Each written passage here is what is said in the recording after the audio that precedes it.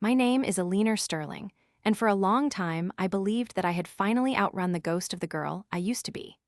At 37 years old, I was the chief executive officer of Sterling Logistics, which is one of the most successful shipping and supply chain companies in the city of Philadelphia, Pennsylvania. I worked in a building made of glass and steel that reached so high into the clouds that the people on the street looked like tiny moving dots. I wore suits that cost more than my first car, and I spoke with a voice that made grown men in boardrooms tremble. My life was measured in quarterly profits and expansion goals and international trade agreements. I lived in a massive penthouse apartment in Rittenhouse Square where the floors were made of polished marble, and the silence was so heavy it felt like a physical weight. I had everything I ever thought I wanted, but the truth was that I was living inside a very expensive shell. I had grown up in the foster care system of Philadelphia, moving from one cold house to another with all my belongings in a single plastic trash bag. I had learned early on that the world did not give you anything for free, and that if you wanted to survive, you had to be harder than the concrete sidewalks. I spent 20 years erasing that history and building a version of a leaner Sterling that was untouchable. My nemesis in this world of high finance was a man named Julian Vane. Julian was the chief operating officer of my company, and he was the kind of person who was born with a silver spoon in his mouth. He came from an old money family in the Main Line area, and he looked down on anyone who had not attended an Ivy League university. Julian wanted my job, and he did not care who he had to step on to get it. He was always lurking in the shadows of our meetings, looking for a crack in my armor or a moment of weakness he could exploit to turn the board of directors against me. One Tuesday afternoon in November, the air in Philadelphia was particularly biting. I had just finished a high-stakes meeting near Market Street, and I was walking toward my car while arguing with my executive assistant on my mobile telephone. I was distracted by numbers and projections and the feeling that Julian was planning something behind my back. I did not notice that my designer leather wallet had slipped out of my coat pocket and fallen into the damp gutter near a trash can. I kept walking and talking until a small and quiet voice stopped me in my tracks. The voice said, "Excuse me, ma'am, I think you dropped this," and I turned around to see a child. She looked to be about 9 years old, and she was wearing a coat that was 3 sizes too big and covered in patches of dirt. Her face was smudged with soot, but her eyes were a bright and piercing blue that seemed to look right through all my expensive clothes and into my soul. She was holding my wallet out with a trembling hand, and when I took it, I saw that it was still open. My credit cards and several $100s in cash were all clearly visible and untouched. I felt a strange surge of emotion that I could not quite name. I reached into the wallet and pulled out $300 bills to give to her as a reward because that is how I solved every problem with money. I told her to take it and buy herself something warm to eat and some new clothes. The little girl looked at the money, and then she looked at me and she shook her head. She said, "I do not want your money, ma'am. I just wanted to ask if you know a way that I could go to school." She told me she just wanted to learn how to read better and do math so she could grow up to be someone important. I stood there on the busy sidewalk as thousands of people rushed past us, and I felt my entire world start to shake. I learned later that she had not eaten a real meal in 2 days, but she was not asking for food. She was asking for a future. I broke down in tears right there in the middle of the city because her voice sounded exactly like the voice I had buried 30 years ago. I felt the shell around my heart crack wide open. I took the girl, whose name was Maya, to a nearby diner and bought her the largest meal on the menu. As she ate, I listened to her story, and it turned out that her mother had passed away a year ago, and she had been living in an abandoned building with a group of other people who had fallen through the cracks of society.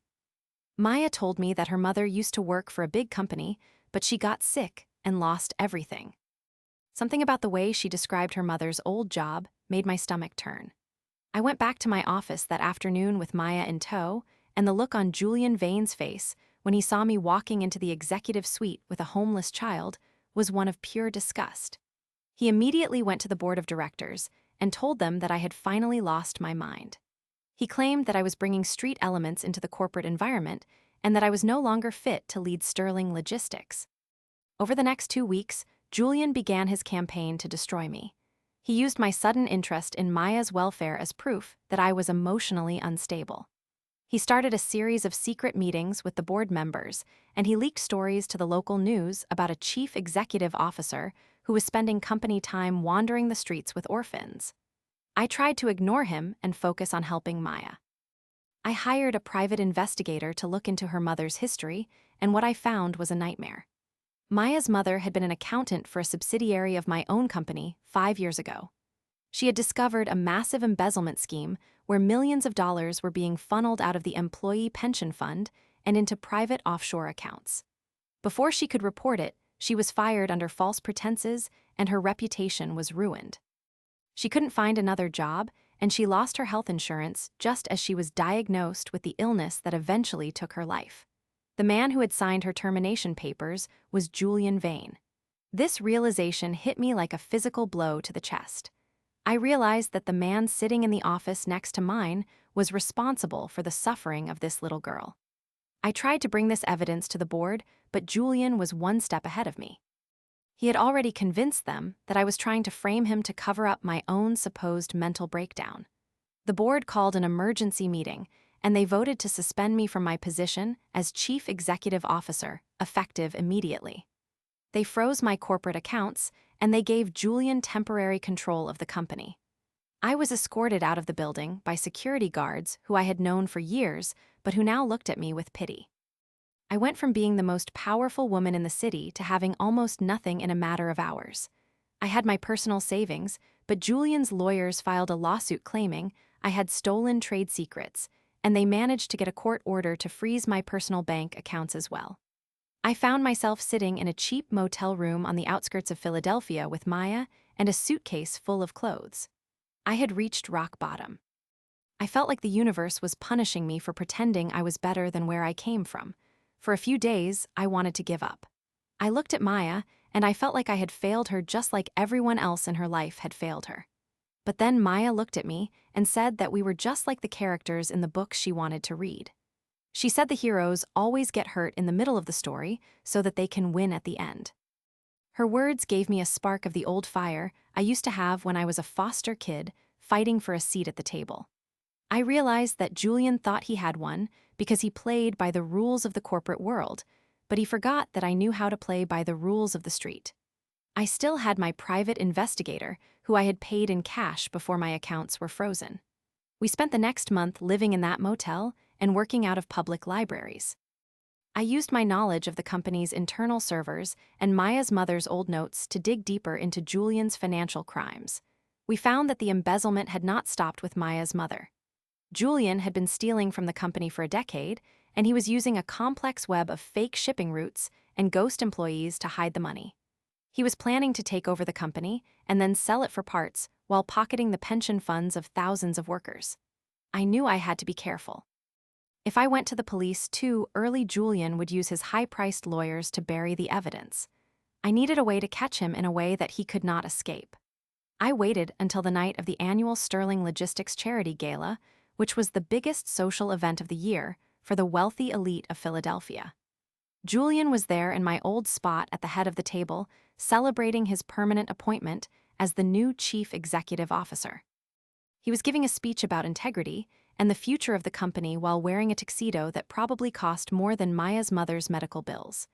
I arrived at the gala not in a designer gown, but in the same simple suit I had been wearing for weeks. I had Maya with me, and she was wearing a clean and simple dress we had bought at a thrift store.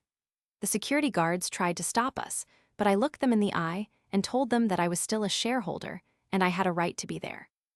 I walked onto the stage right in the middle of Julian's speech. The room went silent as the most powerful people in Pennsylvania watched me. Julian laughed and told the crowd that this was a sad display of a fallen woman. He asked the security to remove the crazy lady and the beggar child. That was when I pulled out the remote control for the massive digital screens that were behind him. I had spent the previous night working with a former employee from the information technology department who Julian had fired for no reason. We had bypassed the security of the gala's presentation system. I clicked the button, and instead of the company logo, the screens began to show Julian's private bank statements from the Cayman Islands. I showed the records of the pension fund transfers and the emails where he discussed silencing Maya's mother. I showed a video of Julian talking to one of his associates about how he was going to bankrupt the company and leave the employees with nothing. The silence in the ballroom was deafening. I looked at Julian and I told him that he had made one mistake. I told him that he thought people like Maya and me were invisible because we did not have the right last names or the right bank accounts. I told him that the people he looked down on were the ones who actually built this city, and they were the ones who were going to tear him down. Julian tried to run, but the police were already waiting at the exits because I had delivered copies of all the evidence to the district attorney an hour before the gala started. He was led out of the ballroom in handcuffs in front of everyone he had ever tried to impress. The board of directors tried to apologize to me, and they offered me my job back on the spot, but I told them no. I told them that I would only come back if they agreed to my terms. My terms were that we would take the money recovered from Julian's offshore accounts and use it to fully restore the employee pension fund and create a massive foundation for homeless children in Philadelphia. I wanted the company headquarters to be moved to a building that also housed a learning center and a vocational school. I spent the next year transforming Sterling Logistics from a cold and greedy corporation into a company that actually cared about the community. I did not go back to my lonely penthouse in Rittenhouse Square. Instead, I bought a comfortable house in a quiet neighborhood, and I officially adopted Maya. We spend our evenings reading books together, and she is currently the top student in her math class. The revenge I got on Julian Vane was sweet because he is currently serving a 20-year sentence in a state prison where the floors are definitely not made of marble. But the real victory was finding my own heart again. I am no longer the woman who hides her past under expensive suits. I am a leaner Sterling, and I am a mother and a protector of the people who the world tries to ignore. Sometimes when I am walking through the city, I see a person in a fancy suit rushing past someone who is struggling, and I make sure to stop. I make sure to look them in the eye and remind them that everyone has a story and everyone deserves a chance to go to school. My life is no longer about quarterly projections, but about the sound of Maya's laughter in the hallway. I realized that the best way to get back at a world that is cruel is to be stubbornly kind. Julian thought he was the master of the universe, but he was just a small man who was afraid of anyone he couldn't buy. I am not afraid anymore because I know that my strength comes from the places he was too weak to even look at. The company is doing better than ever because the employees know that I have their backs and that we are all part of something bigger than just a paycheck. Every year on the anniversary of the day Maya found my wallet, we go back to that same gutter on the street, and we leave a brand new pair of shoes and a backpack full of school supplies for whoever might find them. It is a reminder of where we started and how far we have come. The twist at the end of the story is that Julian's lawyers tried to sue me for defamation even from prison, but they found out that I had purchased the law firm they worked for, and I fired them all on the same day. I guess I still have a little bit of the older, leaner Sterling in me when it comes to dealing with snakes, but mostly I am just a woman who finally found a home. The city of Philadelphia is still cold in the winter, but my house is always warm, and the shelves are filled with books that Maya reads to me every night before we go to sleep. I used to think success was about how much you could take from the world, but now I know it is about how much you can give back to the little girls who are standing in the rain waiting for someone to see them. I am not a ghost anymore, and I am not running from anything. I am right where I am supposed to be. For a long time, I wondered why the universe put that wallet in the gutter that day. I used to think it was just bad luck or a moment of clumsiness, but now I know it was a rescue mission. Maya did not just find my money, she found the person I was always meant to be. We have built a life that is based on truth instead of secrets, and that is the greatest revenge of all against a man like Julian who lived his whole life in a lie. I look at the skyscraper where I used to work, and I do not see a monument to my own ego anymore. I see a place where people are treated with dignity, and where a 9-year-old girl can walk through the front doors and feel like she owns the place. Because in a way she does. She saved the chief executive officer, and in return the chief executive officer saved the world one student at a time. The story of a leaner Sterling and Maya is just beginning, and we have a lot more books to read and a lot more lives to change before we are done. I have learned that you can lose everything and still be the richest person in the room if you have someone who believes in you. Julian Vane is sitting in a cell with nothing but his own greed to keep him company, and I am sitting in a library with a girl who taught me what it means to be truly powerful. That is the end of the story that the world knows, but for us, it is just the first chapter of a much better book. I never expected that a lost wallet would lead to a found life, but I am grateful for every moment of the journey. The streets of Philadelphia are long and sometimes they are hard, but they led me exactly where I needed to go. I hope that anyone who hears this story remembers that no matter how high you climb, you should never forget the view from the bottom, because that is where the real heroes are waiting. Maya is currently dreaming of becoming a doctor or maybe a scientist, and I know that whatever she chooses, she will be the best because she has the heart of a lion and the mind of a scholar. And as for me, I am just glad that I finally learned how to listen to that small voice in the gutter. It was the most important meeting of my entire career. Sometimes the best business decision you can make is to stop being a businessman and start being a human being. The dividends on that choice are eternal, and the profit is found in the smiles of the people you helped along the way. Julian Vane can keep his offshore accounts and his fancy titles, but I will keep the sound of a little girl who finally got to go to school. That is the only valuation that matters in the end. I am a leaner Sterling, and I am finally free. I look at the Philadelphia skyline, and I do not see a concrete jungle, I see a garden that is finally starting to bloom. The air is still cold, but I have a coat that fits and a heart that is full. There is nothing more I could ever ask for. Every morning, when I wake up, I look at the photo of Maya's mother that we keep on the mantle, and I promise her that her daughter will never have to worry about anything ever again. We are a family, and that is a bond that no corporate board or crooked chief operating officer can ever break. We have turned our scars into armor and our pain into a purpose. The people of this city know that if they are being treated unfairly by a big company, they can come to Sterling Logistics, and we will help them find justice. We have become a beacon of hope in a world that can often feel dark and hopeless. And it all started with a wallet and a girl who was hungry for knowledge. If that is not a successful business story, I do not know what is. I spent years trying to be the smartest person in the room, but Maya taught me that it is better to be the kindest person in the room. The irony of it all is that since I started focusing on helping people, the company has actually become more profitable than it ever was under Julian's greedy thumb. It turns out that, when people feel valued and respected, they work harder and they care more about the mission. We are proving that you do not have to be a monster to be a leader. You just have to be someone who remembers what it is like to have nothing. I am proud of the woman I have become, and I am proud of the daughter I am raising. We are the architects of our own destiny, and we are building a future that is bright enough to light up the whole city. Julian Vane is just a memory, now a shadow in the corner of a long and complicated history. But Maya and I are the present, and we are the future, and we are never going to stop. The revenge was not just about winning the fight, it was about changing the game entirely. And we won the game by refusing to play by the old rules.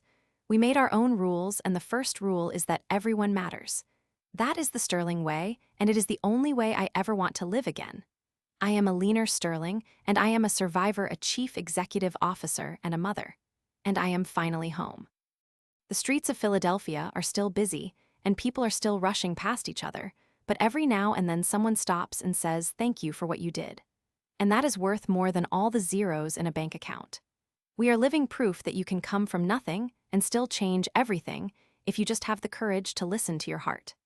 Maya and I are going to the library today to pick out some new books, and then we are going to have a big dinner at the diner where it all began. It is our tradition, and it is the best part of my week. Life is good and justice has been served, and the girl who wanted to go to school is now the girl who is going to change the world. And I will be right there beside her every step of the way. That is my story, and I am sticking to it. No more secrets and no more lies. Just the truth and a lot of love and the knowledge that we did the right thing. The end is just the beginning for us.